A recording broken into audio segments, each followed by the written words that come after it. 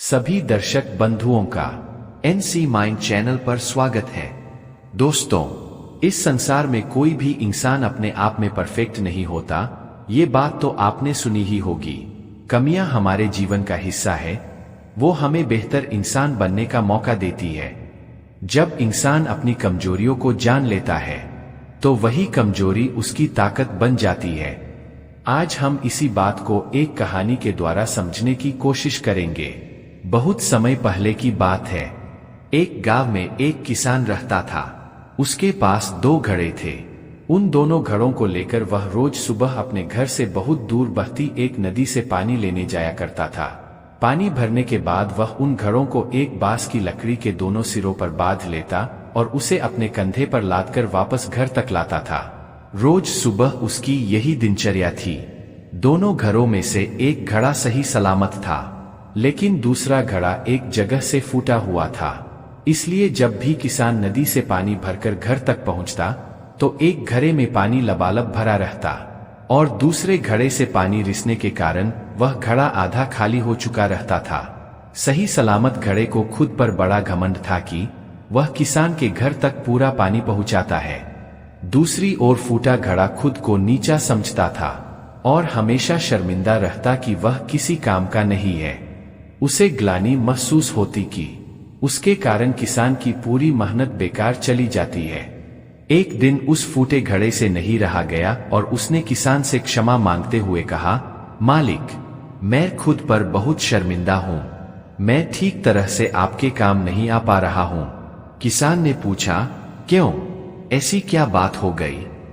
घड़े ने बताया, मालिक, शायद आप इस बात से अनजान हैं कि मैं एक जगह से फूटा हुआ हूँ और नदी से घर तक पहुँचते पहुँचते मेरा आधा पानी रिस जाता है।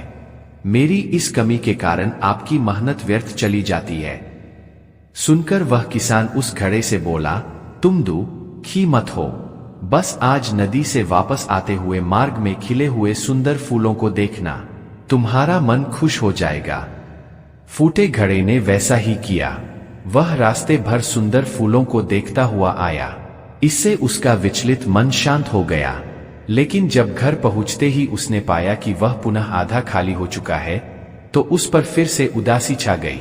उसने किसान से अनुनय किया कि वह उसकी जगह कोई अच्छा और सही सलामत घड़ा ले ले।